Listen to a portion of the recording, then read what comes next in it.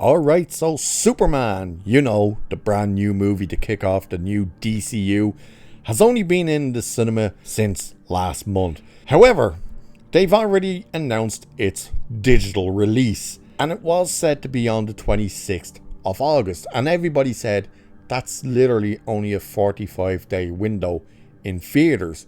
Why would you do that? Well, don't worry, because they're not doing that.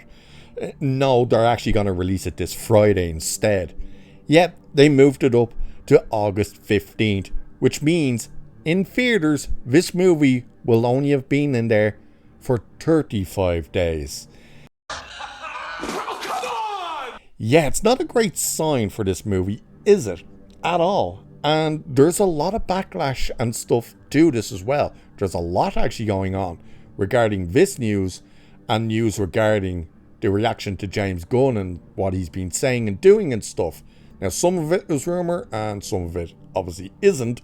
But how to say your movie actually was a failure at the box office, say no more than you immediately, within 35 days of it being on the big screen, going, we're going to pull it and drop it on digital so we can try and recuperate some money, because hopefully people will sign up to Max and watch it there. But let's have a look at this. So, in a move that's likely to raise eyebrows and possibly anger theatre owners, Warner Brothers is pushing up the digital release of Superman to Friday the 15th of August, just 35 days after it hit theatres. The film was initially set to hit digital platforms on August 26, but Warner Brothers released a new teaser today confirming the earlier date.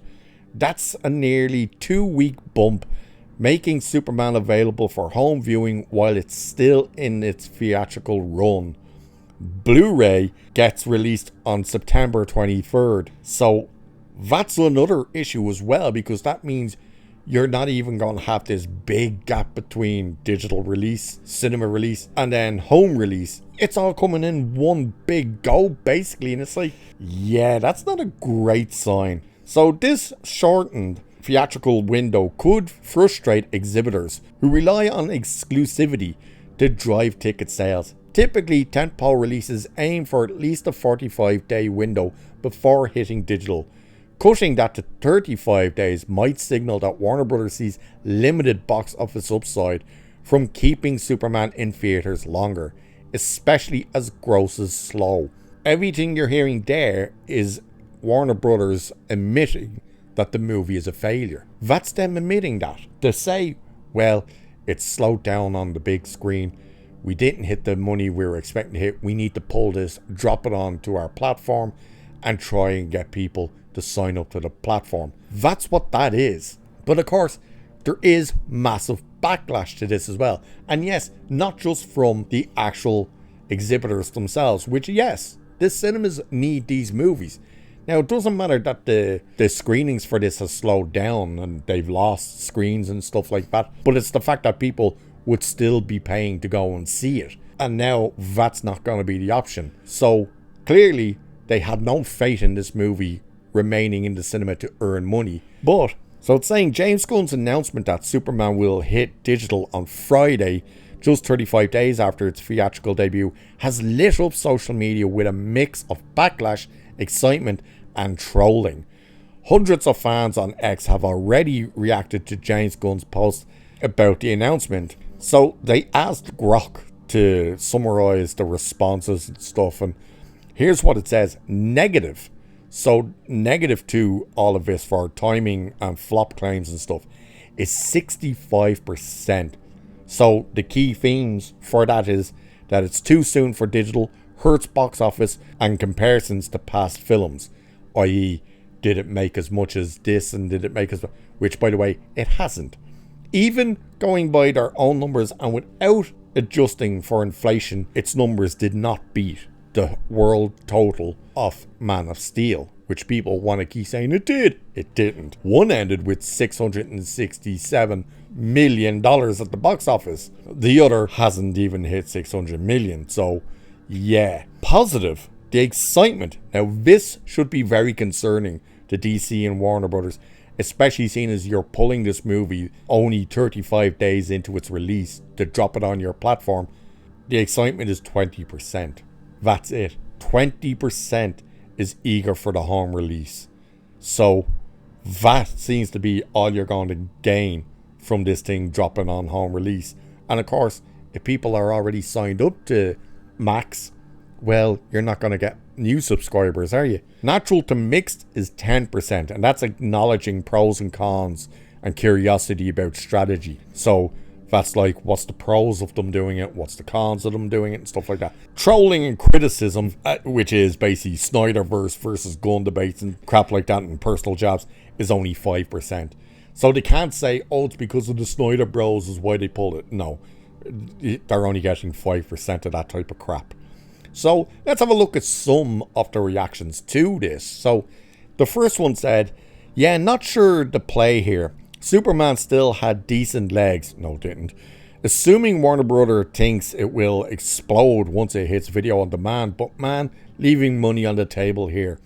Again, he's right and wrong there. He's right that you are leaving money on the table, but he's wrong in saying it has legs and would have continued to make big money. So it would have made more money, but not a substantial amount. So kind of right and wrong there.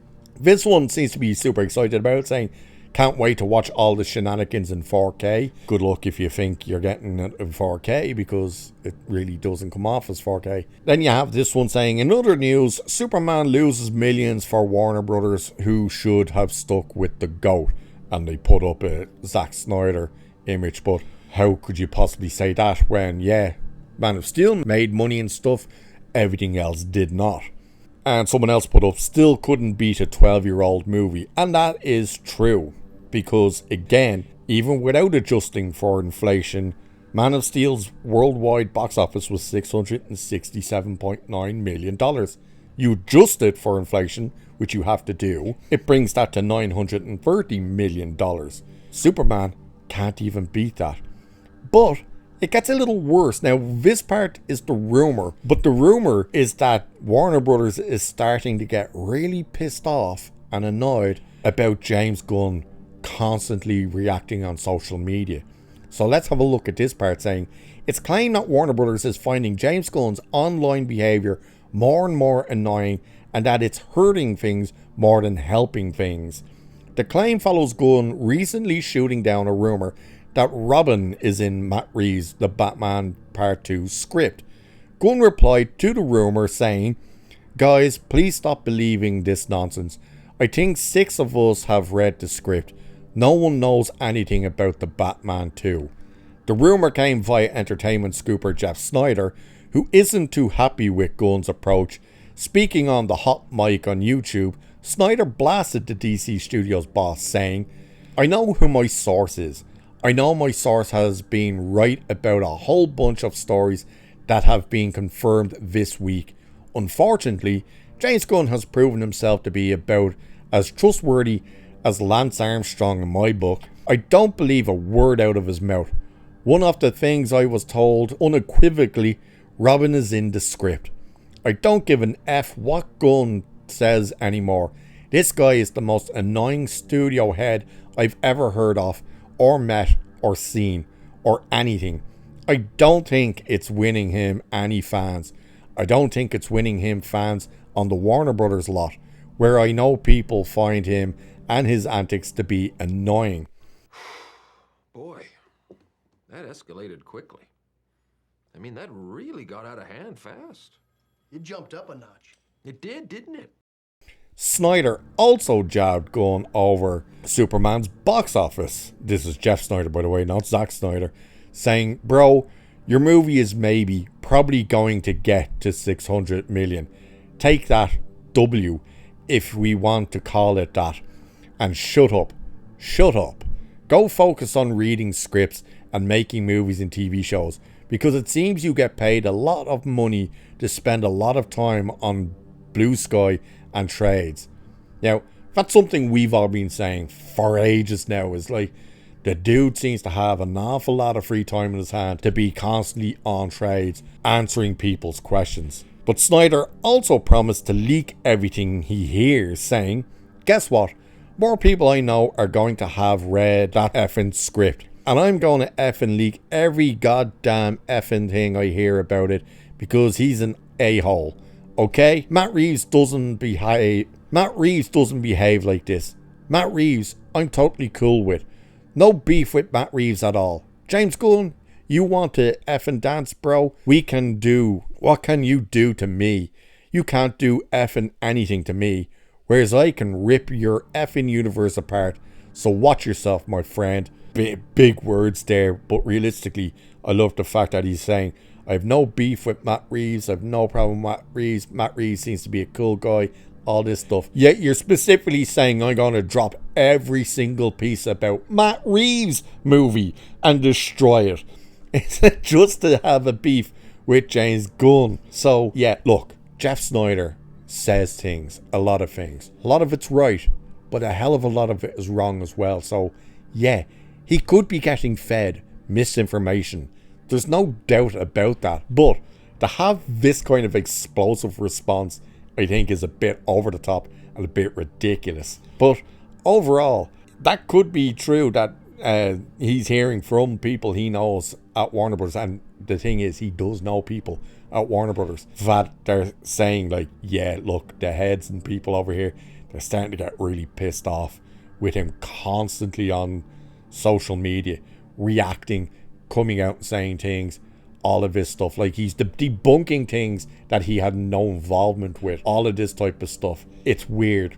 But as of now, them pulling Superman from theaters and putting it on digital 35 days into its theatrical release is a massive red flag. The fact that the audience seems to be calling it out on this, as well as not just him coming out the other day and saying, oh, to think we'd have to make 600 million to break even is ridiculous. Only an idiot would make a first movie in a new franchise that would have to make that much. Well, congratulations, because you are those idiots, because you absolutely have to make not 600. You don't even actually have to make the numbers of 700 to 750. You need to make closer to 900 million. Because again, James Gunn, we've seen what the actual budget was that you spent in Ohio. We saw that.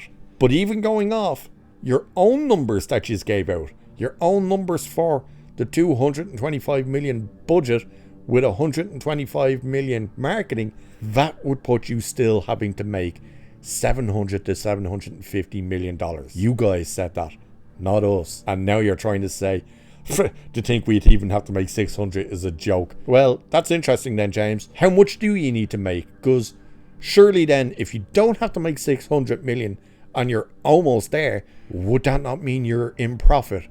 And why aren't you out here praising the fact that your movie hit profit? You haven't done that. Why? Because you're nowhere close to profit. You're losing money on this. You're going to probably lose upwards of 180 million on this movie. But it's okay, because you tried to move the goalpost and say, hey, as long as it hits 500 million, we'll be happy and class that as a success. And now you're dumping it on digital streaming this week. What a joke. So, let us know what you think of all this. Are you looking forward to it coming on streaming? Did you even enjoy the movie if you've seen it already? And what do you think about this whole idea that even people on Warner Brothers lot are starting to get pissed off with him on his on his trades and whatnot? Do let us know. And with that, I shall leave it there for this one. So like, share, subscribe and all that good stuff. Cheers, and I'll catch you in the next one.